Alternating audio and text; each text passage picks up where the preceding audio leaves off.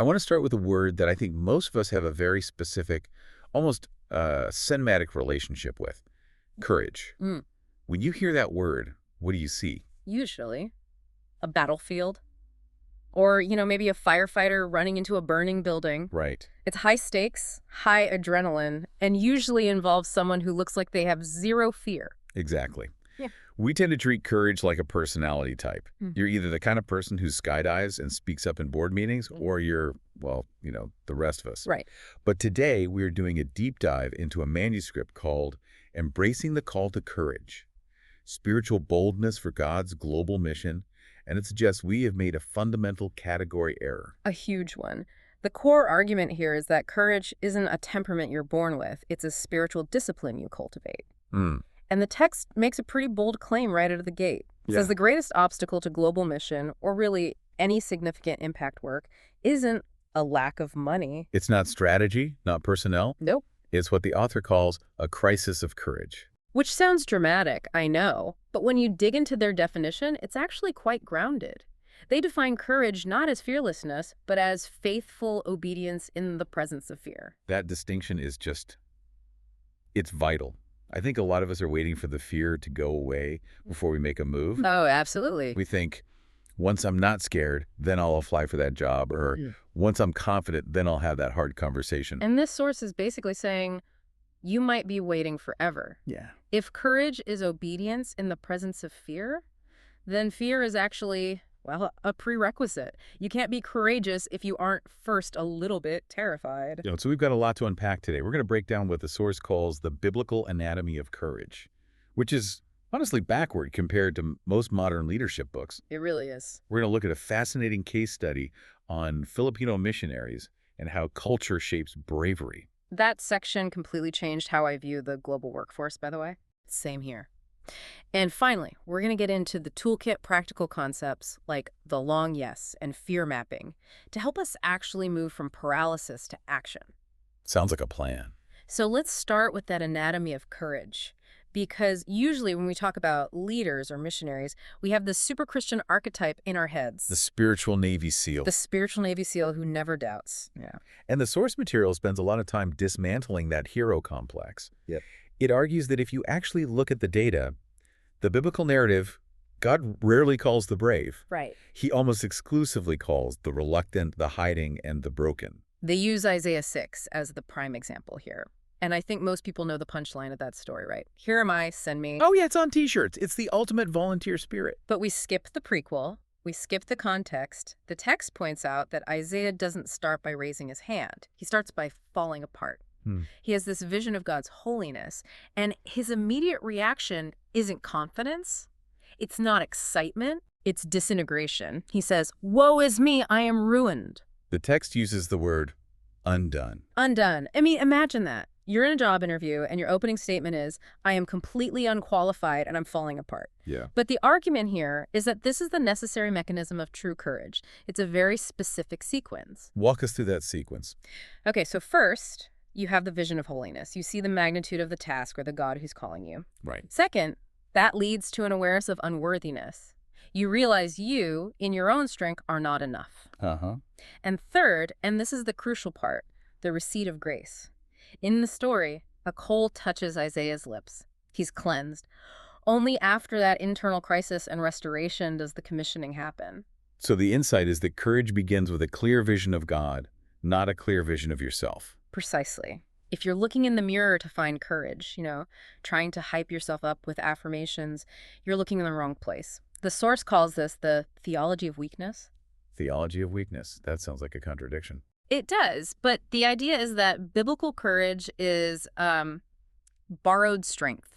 If you feel strong enough on your own, you'll rely on your own competence. But if you know you're weak. If you know you're weak, you have to rely on God's presence. This reminds me of the other examples they listed. Moses was a stutterer, a murderer living in exile. Jeremiah was too young. And Gideon. I love the detail about Gideon. It's the ultimate irony, isn't it? The angel of the Lord shows up and calls Gideon a mighty warrior. But where is he when this happens? He's hiding in a winepress. Hiding in a hole in the ground. Yeah, to thresh wheat because he's terrified of the Midianites. I mean, it sounds like a joke. Greetings, mighty warrior, hiding in a hole. But the author argues God does this intentionally. He calls Moses when he's in exile in the desert, not when he's a prince in Egypt. He waits until their human confidence is just stripped away so that their courage has to be rooted in him. So it reframes the feeling of weakness, instead of weakness being a sign that you shouldn't go. The text seems to imply weakness is almost a prerequisite for going. That's that paradox Paul talks about in 2 Corinthians, which the source quotes heavily, "When I am weak, then I am strong." Exactly. But here's the nuance. It's not just about sitting around being weak. The source describes Paul's courage as kinetic. Kinetic, Yeah. as in energy and motion. Right. It moves. It wasn't a static feeling of bravery that he carried around like a shield to stop bad things from happening. It was an engine that kept him moving through the bad things. Shipwrecks, beatings, betrayals. The courage didn't prevent the suffering. It propelled him through it. Yes. That is a massive shift in perspective. So courage isn't a force field, it's the engine. Exactly. It's forward motion despite the friction. I want to pivot now to the second section, because the source material shifts from ancient theology to a very specific modern context. Yeah. It focuses heavily on the Philippines. It does. And I'll be honest, when I think of global missions, I usually think of Westerners going elsewhere. But this just flips that script. This was one of the most compelling parts of the research for me. The Philippines has become a major sending nation for missions, but the way they do it is unique. The text talks about the diaspora advantage. Explain that. How does mass migration turn into a mission strategy? Well, if you look at the demographics, you have millions of overseas Filipino workers of FWs moving to the Middle East, Europe, Asia, for economic reasons. Right. Nurses, domestic helpers, engineers. Exactly. And the source argues that this economic necessity has been sort of redeemed into a missional opportunity. Because they're already there. Because they are there, yes. Right. But more importantly, and this connects right back to that theology of weakness, because of how they are there. Okay. They aren't going in as powerful colonial overlords or wealthy Westerners with big budgets. They are entering as employees, often in service roles. So they're vulnerable. Extremely. They don't have political protection. They often don't have financial safety nets. But the text argues that this specific vulnerability is a relational bridge. I mean, think about it. If you are a domestic worker or a nurse, you are in people's homes. You're caring for their children. You are washing their elderly parents. You're seeing them at their most human. Exactly. The barriers are down. The source calls this quiet courage. Quiet courage. It's less about preaching on a street corner with a megaphone and more about the courage of just presence. It's living a faithful life in a restricted nation, loving people across religious lines, simply by being there day in and day out. But the source is very honest about the cost of this. And this is where, a Western listener might need to shift gears mentally. For sure. We tend to think of courage as this individualistic thing. I'm going to follow my dream regardless of what anyone thinks. But in a collectivist culture, like the Philippines, that's not really an option, is it? Not without severe consequences, no. In many Asian cultures, the highest values are family stability, financial provision, and social harmony. You exist as part of a web of relationships. So if a young person says, "Mom, Dad, I'm quitting my stable nursing job to go be a missionary in a dangerous place where I won't make money," that's not just a career pivot. No, in that context, it can be interpreted as a betrayal. It's seen as ungrateful. It disrupts the family's entire security and future. The source calls this the shame tension. The fear isn't just physical, I might get hurt. The fear is relational, I might shame my family, I might be seen as irresponsible. That is a much heavier burden than just personal risk.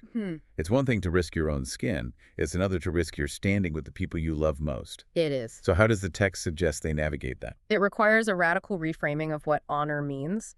Their argument is that obedience to God is the ultimate honor. Okay. So even if it temporarily disrupts social expectations, aligning with the Creator is the truest way to honor your heritage and your parents in the long run. That is a hard sell in the moment, though. Incredibly hard. The source acknowledges that this is painful. It requires a specific kind of courage, a relational courage, to withstand the pressure from the people you love most while still loving them. It's not about cutting ties. No, it's about redefining the terms of the relationship based on a higher calling. It really highlights that courage isn't one size fits all.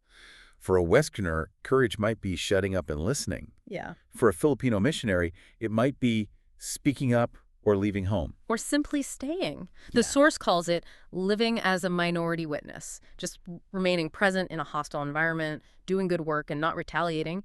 That in itself is an act of defiance. Okay, so we've established that courage is borrowed strength, and it looks different across cultures. But I want to get practical. Good. If I'm listening to this and I feel that nudge to do something, maybe it's a career change, maybe it's addressing an injustice, maybe it's a missions trip, but I'm frozen, what do I do? The source introduces a concept called the long yes. I love this concept because it just debunks the adrenaline myth. We think of courage as the movie moment, jumping off the cliff, taking the bullet. Right. But the source defines the long yes as a sustained posture of obedience over years. So a marathon, not a sprint. It's the waiting room. The text uses Esther from the Bible as a case study. We remember her for the big "if I perish, I perish" moment. Yeah. But she didn't just walk into the Persian court and save her people on day one.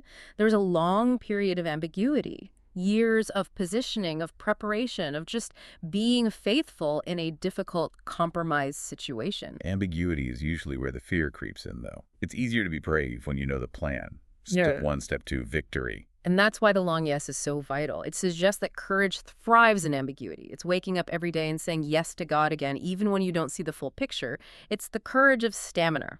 Connected to this stamina is the idea of ambition. Now, I have to say, in most religious circles, ambition is treated like a dirty word. It is. It sounds like ego. It sounds like you're trying to build a personal brand. Exactly. But the source introduces the term redeemed ambition.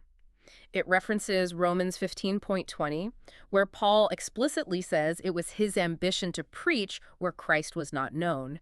He uses the word positively. So the drive itself isn't the problem. No, the vector is the problem. Where is it pointing? The source argues we need to shift from self-interest, which is about recognition and platform. Look at me. Look at me, right. To kingdom interest, which is about impact. It's moving from look at who I am to look at what can be done. So you don't abandon the hustle, you align it. Exactly. If you have a high drive, that's a gift. The question is, what engine is that drive powering? Let's get into the toolkit.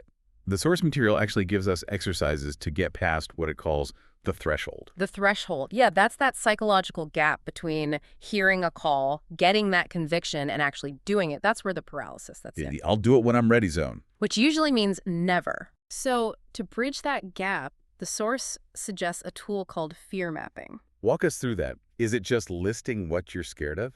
That's step one, but it's more specific than just worrying. You actually write them down.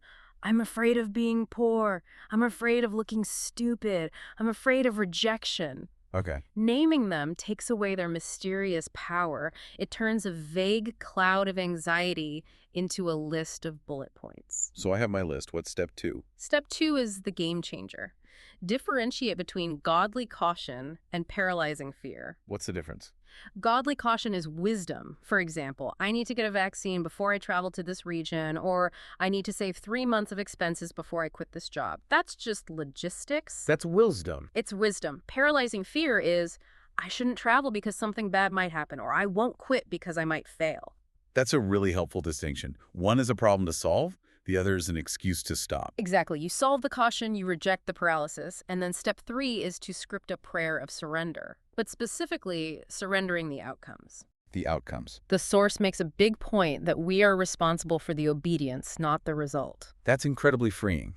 So if I fail, or if it doesn't look like I thought it would, that's not on me as long as I took the step. Correct. The success metric changes from did it work to was I faithful? And if you redefine success as faithfulness, you become virtually invincible to fear because the outcome doesn't hold you hostage anymore. And finally, there's the concept of the first bold step. This is the kick in the pants. The source emphasizes that clarity usually comes after movement, not before. Right. We all want a roadmap before we start the car. You want to see the destination. But the text says, commit to one concrete act of obedience in the next 30 days. Just one. Just one. Make the phone call. Sign up for the class. Buy the ticket. Send the email. The quote they use is, courage is not the absence of fear. It is faith in motion. You have to break the static friction. Faith in motion. I think that connects back to everything we've talked about today. It does. Whether it's Isaiah trembling before God but still saying, send me, or a Filipino nurse quietly serving in the Middle East, or someone listening right now who needs to make a hard decision. It's all about motion. It is.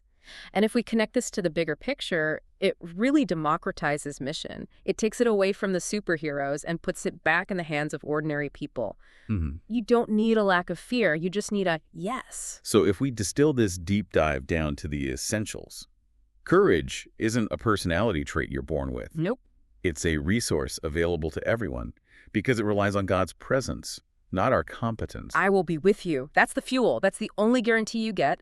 And the text argues it's the only one you need. And we've learned that it's okay to be undone first. In fact, that awareness of weakness is the foundation for the borrowed strength you actually need. Absolutely. The weakness digs the trench that the grace fills. Leaving us with that lingering question from the source material, it refuses to stay theoretical. It kind of haunts you a little bit. Whom shall I send? It's a question that demands an answer. And the answer isn't always a shout. Sometimes it's a whisper. Sometimes it's a long yes over 20 years. But it requires a response. So for everyone listening, that's the challenge for the week. Not how can I be fearless, but how can I be faithful? Thanks for diving deep with us. Take care.